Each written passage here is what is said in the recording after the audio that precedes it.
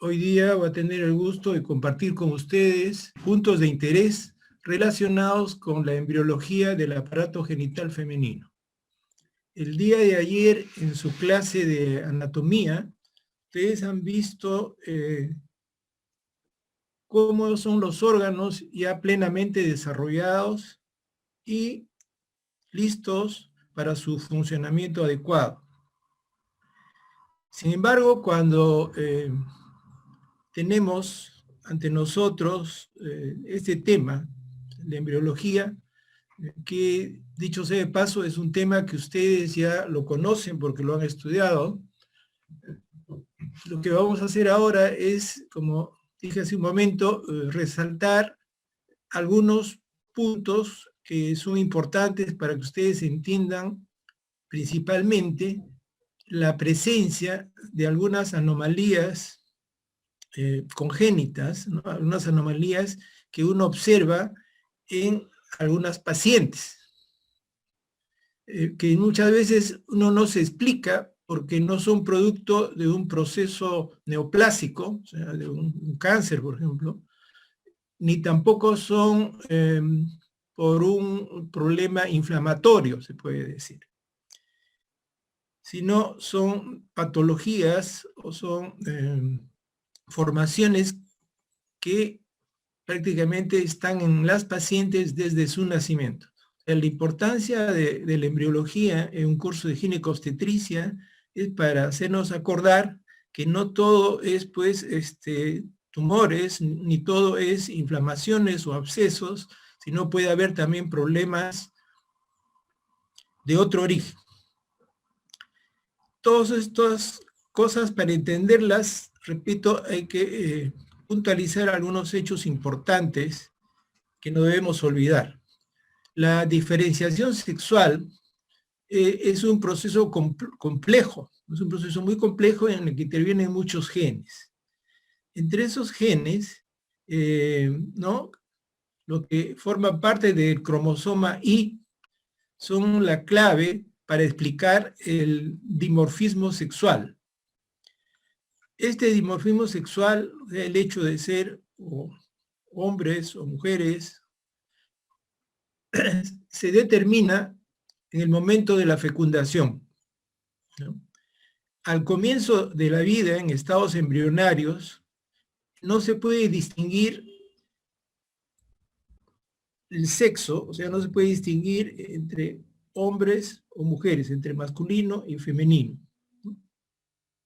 Ahora, en este gen, en este cromosoma Y, él contiene un gen, una cosa muy importante, ¿no?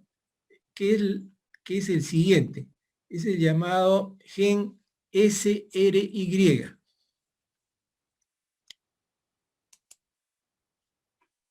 Como ven en la lámina, ¿no? Y su presencia o ausencia es lo que determina que los seres humanos sean o masculinos o femeninos. Este gen, que se llama factor de determinación testicular o gen SRY, que en inglés significa Sex Determining Region on Y, ¿no? Influye en forma directa sobre la diferenciación gonadal.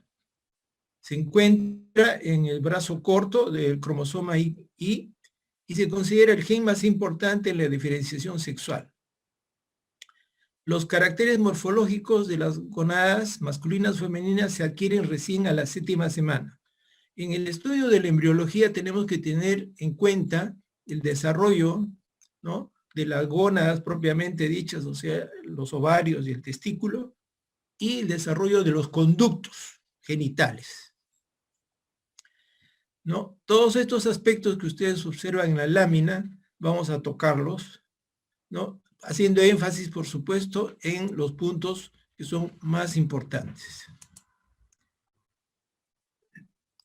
Otra cosa también muy importante para explicarnos muchas anomalías congénitas es saber que tanto el tracto genital como el urinario, vale decir, riñones, uréteres, vejiga, uretra, y, por un lado, trompas de falopio, útero, ¿no? Vagina, o conductos deferentes, uretra, pineana, testículos, etcétera, es como que se desarrollan juntos. Bien, les decía que tanto el tracto genital como el urinario, ¿no?, están relacionados. Y por ese motivo, cuando hay algún problema genital, también puede haber algún problema urinario que podemos observar en los recién nacidos, especialmente en las mujercitas. Les hablé en algún momento también del gen SRI. De hecho, el sexo genético está determinado en el momento de la fecundación. Y también les mencioné que el aparato genital temprano no se puede distinguir en los estadios embrionarios. Este momento del desarrollo del ser humano se conoce como estado indiferenciado del desarrollo genital. Clínicamente, el sexo recién es aparente alrededor de la semana 12 del estadio embrionario. En esta imagen, en el lado izquierdo, ustedes pueden observar una gónada en formación, ¿no? Que está en la región ventromedial del mesonefros y está formado por túbulos mesonéfricos. Hay 4 tipos de células, digamos, o poblaciones celulares. Las células del epitelio celómico, las que provienen del mesonefro, las mesenquimales y las germinales primordiales.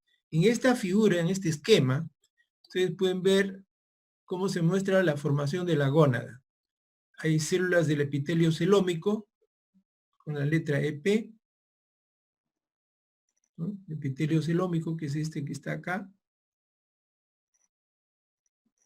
Los cordones, estos cordones que se introducen, y lo que están en negro, estas esferitas o círculos negros, vienen a ser los gonocitos. En la región ventromedial se observa el mesonéfrico, el conducto mesonéfrico, y acá el conducto paramesonéfrico. Cuando las células germinales primordiales colonizan la cresta genital, pierden sus prolongaciones, dejan de migrar y pasan a denominarse gonocitos, que es aproximadamente en la 6ª semana posfecundación. Durante la 6ª y 7ª semana posfecundación, la gónada presenta un mayor tamaño, pero continúa siendo indiferenciada y se encuentra unida al mesonefros. En esta lámina, en el lado izquierdo, ustedes pueden ver un embrión muy reciente, de apenas 3 semanas, en una sección longitudinal donde se observa la cavidad amniótica, el pedículo umbilical, el alantoides y la vesícula vitelina, que ustedes pueden ver por acá, la región cardíaca acá más arriba. Esto correspondería a la futura aorta con el tiempo. Les decía al comienzo de la exposición que cuando hablamos de embriología tenemos que pensar en las gónadas y también en los conductos, ¿no?, que crecen, si se quiere, en forma paralela. Las vías genitales o conductos genitales se desarrollan a partir de 2 sistemas, siempre son pares, ¿no? En algún momento parte de ellos se juntan y es lo que va a formar con el tiempo lo que conocemos todos, que es el útero, vagina, etc. A partir de la 4ª semana hasta el final de la 7ª es que se produce el desarrollo de estos conductos. Hay de 2 tipos, los mesonéfricos de Wolff, que van a dar lugar y se desarrollan en el sexo masculino, y los conductos paramesonéfricos o de Müller, que es lo que finalmente van a dar lugar al sexo femenino. Estos conductos se denominan paramesonéfricos o de Müller, aparecen más tardíamente durante la 6ª semana, en forma de una invaginación del epitelio en el borde anteroexterno del mesonefros. Al final de la 6ª semana, este epitelio se ha cerrado y los conductos de Müller se han hundido profundamente en el mesénquima. Su estemo craneal, o sea, el que está hacia arriba, forma una estructura infundibiliforme que se abre a la futura cavidad peritoneal. Y es lo que con el tiempo va a formar las fimbrias y las trompas o tubas uterinas. Ustedes pueden ver acá en el esquema del lado izquierdo, ¿no? Por ejemplo, el ligamento craneal, ¿no? Podemos ver acá en la parte media y en la parte caudal el futuro riñón. Aquí están los riñones, los uréteres, ¿no? El útero, futuro útero, y aquí pueden ver en rojo los tubos o trompas y las fimbrias, ¿cierto? Muy bien.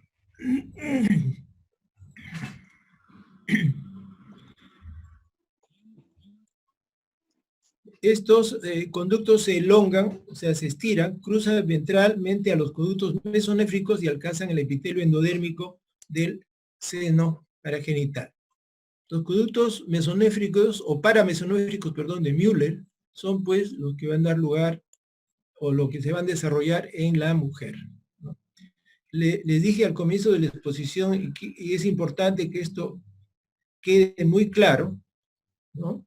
Que el cromosoma Y es el que contiene el gen que determina la formación de testículos, el famoso gen SRY, ¿no? Que se forma en el brazo corto del cromosoma Y. Este gen determina la formación de los testículos y con su influencia tiene lugar el desarrollo masculino. Como ustedes saben, si los que son creyentes, que en la Biblia, por la Biblia sabemos, ¿no?, que Eva se formó a partir de una costilla de Adán. Pero acá como que Eva, digamos, ¿no?, haciendo una comparación un poco, como que Eva se forma siempre y cuando no se forme Adán, ¿no? Es un poco al revés de lo que ocurre en la Biblia, para que se acuerden ustedes, ¿no? El gen SRY determina la formación de los testículos y con su influencia se desarrolla el hombre, el desarrollo masculino. Pero ojo, con su ausencia, o sea, al no haber este gen, se establece el desarrollo femenino. Es lo que se conoce como la vía de desarrollo por defecto del embrión humano. Esto lo pueden leer y les recomiendo que lean el libro de Novak, donde ustedes van a encontrar esto mejor explicado, por supuesto. Entonces, para el desarrollo femenino no se requiere estrógenos, no es necesario los estrógenos. Ustedes van a saber dentro de poco que los estrógenos son fundamentales para el desarrollo del aparato sexual femenino. En este caso, ¿no?, y al comienzo de la vida, lo que no se requiere son estrógenos, sino la ausencia de la testosterona. Bien, volviendo a los conductos paramesonéfricos, se subdividen parcialmente fusionados en tres partes: una parte craneal, una parte media y una parte caudal, ¿no? La parte caudal contribuirá a la formación de la vagina, ¿no? La parte media, muy importante, cuando se fusiona, da origen al útero. Y la parte craneal, los conductos donde se desarrollan las trompas principalmente. La proliferación continua en el extremo craneal de estos conductos paramesonéfricos dan lugar a que vaya aumentando la distancia entre el útero y el seno urogenital. La vagina tiene un lumen, por supuesto, que se hace evidente debido a que están ubicadas en el centro de la lámina vaginal. Recién a las 20 semanas de vida intrauterina, ¿no?, o sea, los 5 meses de gestación, si ustedes quieren, las 20 semanas, la vagina está completamente canalizada. Y en la vagina distal derivará del seno urogenital. En esta lámina vamos a ver cómo evolucionan y se cruzan, digamos, los conductos genitourinarios. En la primera parte superior es una visión posterior, ¿no? Una visión posterior, donde vemos la cuarta y quinta, que se da en la cuarta y quinta semana, donde se ve el conducto mesonéfrico con el número 1, y la yema ureteral con el número 2, ¿no? En la parte media, en la parte B y C, ustedes van a ver la visión posterior en la séptima y octava semana, donde con el número 1 está la vejiga, el número 2 el uréter y el número 3 el conducto mesonéfrico de Wolf, ¿no? Finalmente, en la parte inferior, en la lámina D, es una vista anterior. Las dos de arriba son superiores y la inferior es anterior. Es una visión en la novena semana, donde se nota ya mucho más claro el conducto de Müller, número 1, ¿no? El conducto mesonéfrico de Wolf, y los conductos de Müller fusionados con el número 3. Finalmente, el tubérculo de Müller y el seno genital, y el 6 es el uréter. Otra lámina también donde pueden ver la formación y evolución de los conductos geniturinarios. Esta es una vista frontal, ¿no? De un embrión de 7 semanas y un embrión de 8 semanas. En el embrión de 8 semanas podemos observar el mesonefros, que es esto que ustedes ven acá. El mesonefros, ¿no? Un esbozo gonadal. Esbozo gonadal. Los conductos paramesonéfricos de Müller, con el número 3.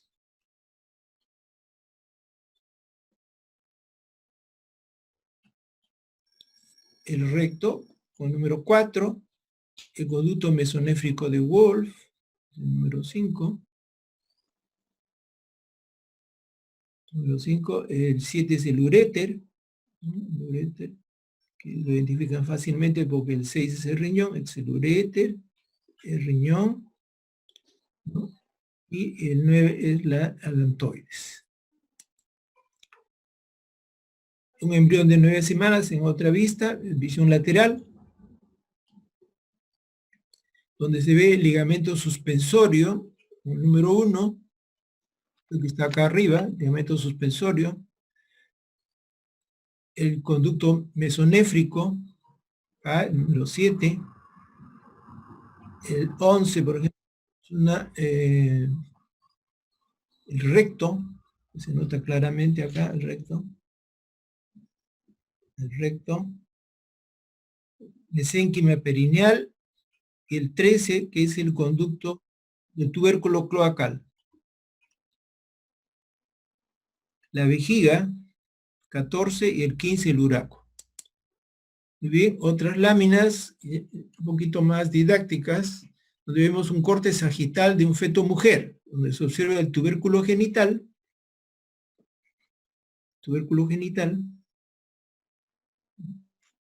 el conducto útero-vaginal,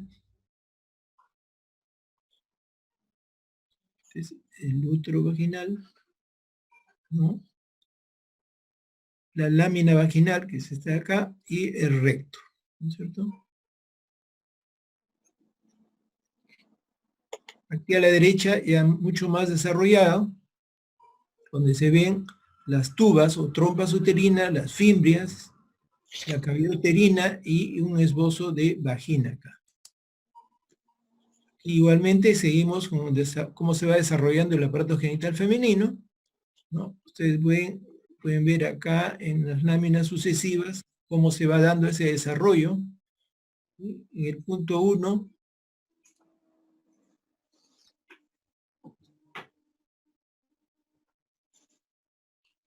ese ruido, ¿qué cosa es el ruido? ¿Verdad? Les decía que en estas láminas de izquierda a derecha van a ver cómo se va desarrollando el útero, ¿no? Y la vagina. Vamos a ver acá la lámina C y D, En la C va a haber la canalización de la placa vaginal. En la lámina D, el útero, con número 1, el 2, el cuello del útero,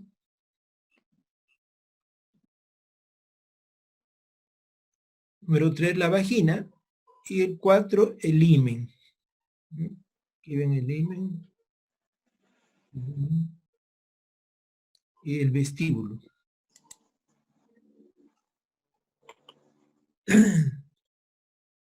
Bien, aquí ven las semanas post-fecundación, la cronología de diferenciación de las vías genitales. Semana post-fecundación, características de las vías. En la 8ª semana aparece el seno urogenital. Los conductos paramesonéfricos llegan a la pared posterior del seno urogenital. Se forma el ligamento ancho del útero, quedando constituidas dos excavaciones. El ligamento ancho del útero es el que está en la pelvis menor, es como un tabique plano, que es muy importante fisiológicamente porque separa dos cavidades, ¿no? Hacia atrás, a la cara posterior, que es la útero rectal, y hacia adelante, que es la útero vesical. Entre las 9 a 12 semanas, perdón, post-fecundación, los conductos paramesonéfricos están ya parcialmente fusionados y donde se reconoce una parte craneal, una parte media y una parte caudal. Las partes distales de los conductos paramesonéfricos se fusionan para formar el conducto útero-vaginal. Igualmente se formará la lámina vaginal. A las 14 semanas post-fecundación ya se diferencian las trompas, o sea, la fibria, ampollas, istmo e intramuscular. La vagina está completamente canalizada. A las 34 semanas, o mayor a las 34 semanas, las glándulas endometriales con abundante secreción. Se observa que hay mucha secreción en el endometrio, y a las glándulas del endocervix hay también una intensa actividad secretora, y el exocervix y vagina con epitelio y revestimiento plano, pluriestratificado o poliestratificado muy alto, o sea, ya está prácticamente completamente formado y maduro ese feto. Diferencia el tracto genital, la diferenciación testicular. Acuérdense que al comienzo hay una gónada indiferenciada y después se desarrollan cuando hay la presencia del gen SDI, se formará el testículo, y en su ausencia más bien se creará o se formará todo el aparato genital, ovario fetal, células germinales y el ovario finalmente maduro.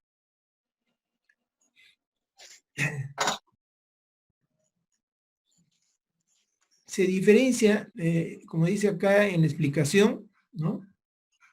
Se diferencia el testículo, el cual elabora la hormona antimulleriana y testosterona. Más bien en el caso de la mujer, bajo el efecto de estos genes, se diferencia el ovario fetal. El ovario fetal depende de la colonización y esta depende de otros genes. La diferenciación testicular, entre la 8ª y 9ª semana, las células de Leydig producen andrógenos, que son responsables de la diferenciación de los conductos mesonéfricos en el epidídimo, conducto eferente y vesículas seminales. Al unirse la testosterona a su receptor, se induce la diferenciación del conducto mesonéfrico en sentido masculino. Sin embargo, un exceso anormal, ojo, esto es muy importante desde el punto de vista clínico, un exceso anormal de andrógenos durante la vida fetal puede provocar una virilización de fetos femeninos, tal como ocurre con la llamada hiperplasia suprarrenal congénita, que probablemente ustedes lo han estudiado cuando hacían endocrinología, que es una de las causas más frecuentes de anomalías del desarrollo sexual fetal. La diferenciación del ovario. Si bien la ausencia del gen SRY es relevante para que ocurra el desarrollo ovárico, parece lógico pensar que existe además una correcta expresión de genes proováricos. En la mujer, la presencia de células germinales es esencial para el desarrollo del ovario. En la 9ª semana post-fecundación, 11ª amenorrea, ocurre la diferenciación ovárica. ¿Cuál es la cronología de la embriogénesis del ovario? En la quinta semana post-fecundación, las células germinales primordiales migran por el mesenterio intestinal hasta la cresta genital. Se forma la cresta genital en la parte ventromedial del mesonefros. Las células germinales primordiales colonizan la cresta genital, denominándose gonocitos. Esto ocurre en la sexta semana post-fecundación. En la octava se diferencia el testículo, el ovario continúa como... Ya voy. Por favor, apaguen el micro. El ovario continúa como gónada indiferenciada, les decía, a la octava semana post-fecundación. Entre la novena y la décima se diferencia el ovario. Los gonocitos pasan a ovogonias y proliferan por mitosis hasta el inicio del cuarto mes. Las ovogonias, estamos hablando de la 14 semana post-fecundación, que están próximas a la región medular del ovario, dejan de multiplicarse e ingresan a la etapa de profase de la primera división meiótica, denominándose a partir de ahora ovocitos. Los ovocitos se asociarán con células foliculares y forman los folículos primordiales. Y en ese estado van a estar hasta la adolescencia.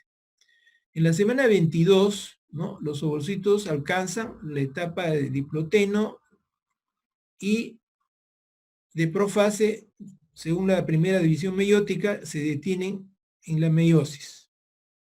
Ya cuando son mayores de 36 semanas, prácticamente el 90% de todas las células germinales han alcanzado el estado de ovocitos. Muchos ovocitos degeneran también durante su desarrollo.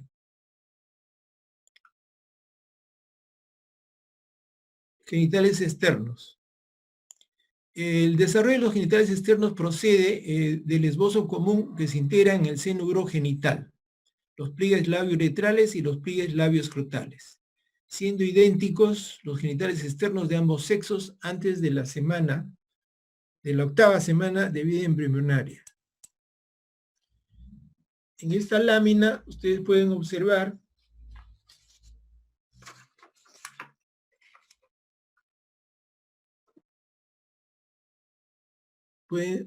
la diferenciación sexual.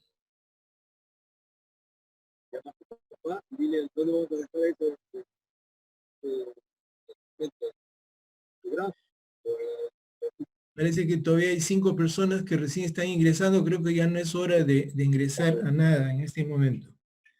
En esta lámina les decía que se ven dos genitales todavía diferenciados, ¿no? El tubérculo genital, ¿no?, los pliegues labio-uretrales, los pliegues labio-escrotales, el orificio urogenital, ¿no? Y en la lámina B pueden observarse el clítoris, ¿no?, acá arriba el clítoris, la uretra, la vagina, el himen, los labios menores, aquí en celeste, y los labios mayores.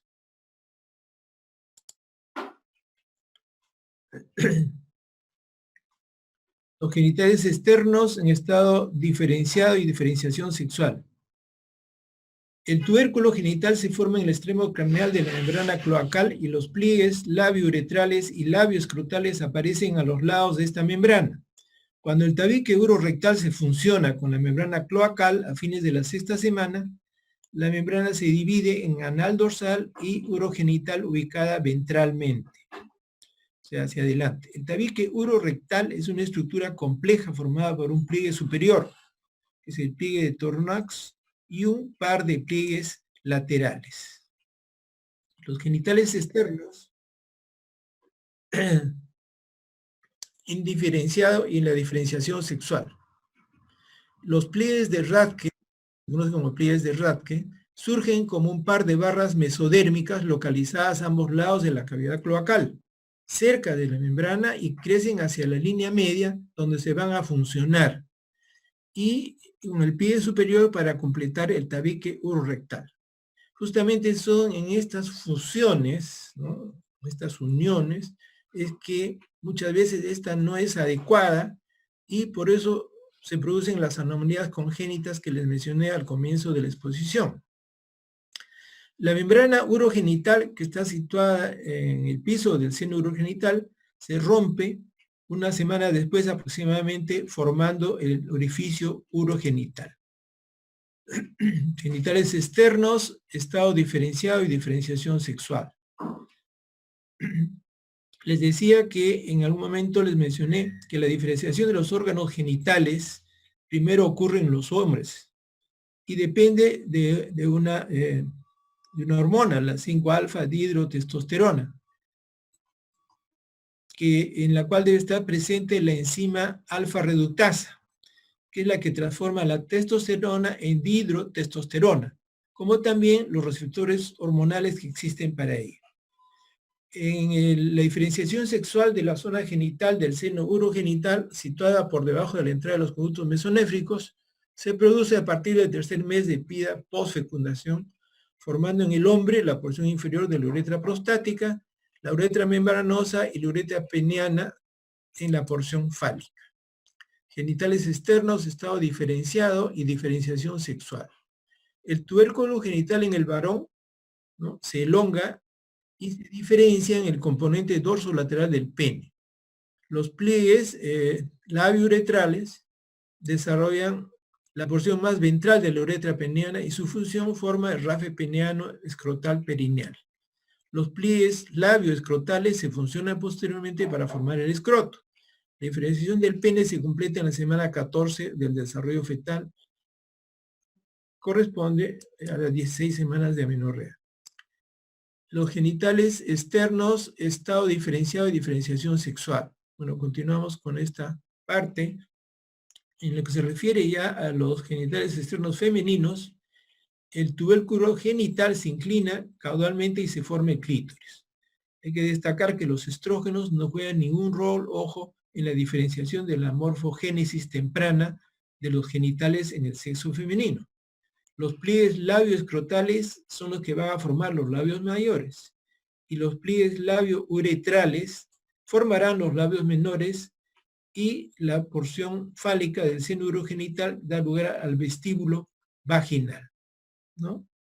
En esta lámina, en la lámina C, en el lado derecho, ustedes pueden ver a las 9 semanas el recto, el uréter, ¿no? Está el recto número 1, el número 2 el uréter, 3 conducto de Wolf, en negro oscuro, los conductos de Müller fusionados, el tubérculo de Müller, y este es el tubérculo genital. 7 es el conducto de genitales externos, estado diferenciado y diferenciación sexual. Este código HOX, que algunos le llaman, no es HOX, sino SOX, ¿no?, SOX, contribuye al desarrollo del tracto genital femenino junto con el otro gen, el SRY, ¿no? Los patrones normales de desarrollo mülleriano o de los conductos paramesonéfricos pueden ser alterados por exposición a disruptores endocrinos. ¿Ya? Muy importante esto. ¿Ya? Cuando se pueden alterar los patrones normales de desarrollo de los conductos de Müller, o también conductos paramesonéfricos, les decía que pueden ser alterados por la exposición a disruptores endocrinos. Los disruptores endocrinos son, digamos, algo que ustedes deben saber perfectamente, ¿no? Patrones de expresión normales y alterados de los genes OXA o SOXA, ¿no? Aquí pueden ver en esta lámina cómo, conforme aumenta la edad embrionaria, ¿no?, se van cambiando, ¿no?, y van expresándose. Por ejemplo, en la novena, las trompas uterinas todavía no se expresan, la unión tubo-uterino tampoco. En la OXA 11 se expresa el útero y no la trompa. El cervix y la vagina superior, todos estos se expresan o sobreexpresan en la vagina, ¿no? Vamos a ver la lámina C, mejor, que la que está más clara, donde pueden ver con el número 1 el conducto de Wolf, el número 2 el conducto de Müller, 3 metanefros, 4 ureteral incorrecto y 6 en el genital, ¿no? Igualmente en estas láminas estadios diferentes del desarrollo de los órganos genitales externos. Por favor, si pueden apagar algún micro porque hay mucha bulla. En el lado derecho, en el extremo derecho, lo que corresponde a la lámina E, ya se observa un estado diferenciado a las 12 semanas, ¿no? Se ve el clítoris claramente, ¿no? El meato urinario, el himen, es el 3, esta membrana que está acá, el himen y el vestíbulo, ¿cierto? Muy bien. Las glándulas genitales accesorias se desarrollan como excrescencias de la uretra, llamadas glándulas parauretrales o de Skene, y del seno urogenital definitivo son las glándulas que corresponden al vestíbulo vulvar o glándulas de Bartholin. Son unas glándulas que con mucha frecuencia se inflaman y producen el cuadro llamado de quistes o abscesos de las glándulas de Bartholin. Al principio los ovarios se desarrollan en la región torácica y después van a ir descendiendo, ¿no? Y van a llegar a la pelvis mediante un complicado proceso que por crecimiento diferencial está controlado por un cordón que se llama gubernaculum, que está unido en su porción superior al ovario y en su porción inferior a la región de los futuros labios mayores. Bien, esto era lo que tenía para ustedes. Hay una serie de aquí referencias bibliográficas. Yo les recomendaría que revisen el Novak, que es el libro también que se ha recomendado como para llevar el curso en ginecología Novak, en obstetricia Williams. En el Novak está bien explicado todos estos conceptos de embriología. Quizá antes de terminar quiero insistir en el hecho que tanto los conductos genitales como los urinarios, o sea, la vía genital y la vía urinaria, como se desarrollan prácticamente juntos, y cuando hay algún problema en su fusión, ¿no? Cuando hay algún problema en la unión de las partes, se producen anomalías o malformaciones uterinas, por ejemplo, que ocasionan también problemas con frecuencia en la parte urinaria, ¿no? Las malformaciones uterinas son muy frecuentes, ¿no? Por ejemplo, lo que se refiere a los riñones, se puede observar a veces agenesia renal, ¿no? Se puede observar problemas en el descenso, ¿no? Uréteres dobles, y hay otro tipo también, si vamos a hablar solamente del sexo femenino, se pueden observar alteraciones cromosómicas que clínicamente se conocen como genitales externos ambiguos, ¿no? Estos genitales externos ambiguos se dan lugar a que se les llame estados intersexuales o hermafroditismo. De estos hay dos tipos, ustedes lo deben haber estudiado: el hermafroditismo verdadero, que es extremadamente raro, donde hay tejido ovárico y hay tejido testicular, ¿no? Que se debe generalmente a problemas de mosaicismo cromosómico. Y lo más frecuente es lo que se conoce como pseudohermafroditismo, ¿no? Donde el sexo genético no está relacionado al sexo genital. O sea, no hay relación entre el sexo genético con los genitales externos. En cuanto a las malformaciones uterovaginales, se dice que 0.16% de mujeres lo pueden tener. Muchas veces se deben a que hay una incorrecta fusión de los conductos paramesonéfricos. Pueden deberse también a un desarrollo incompleto de uno de los conductos paramesonéfricos o una canalización incompleta de la placa vaginal. Y en cuanto al útero, que son lo que con más frecuencia se observan, podemos encontrar los llamados úteros dobles o úteros didelfos, ¿no? Que con frecuencia se acompañan de vaginas también dobles. O sea, uno observa que la mujer tiene muchas veces un solo orificio, digamos, vulvar, pero al hacer un tacto nos encontramos que hay un tabique longitudinal que impresiona y ahí sí es dos vaginas, ¿no? Estos son hallazgos que con frecuencia se dan ya después de la menarca o primera menstruación, ¿no? O cuando hay algún problema de infertilidad muchas veces.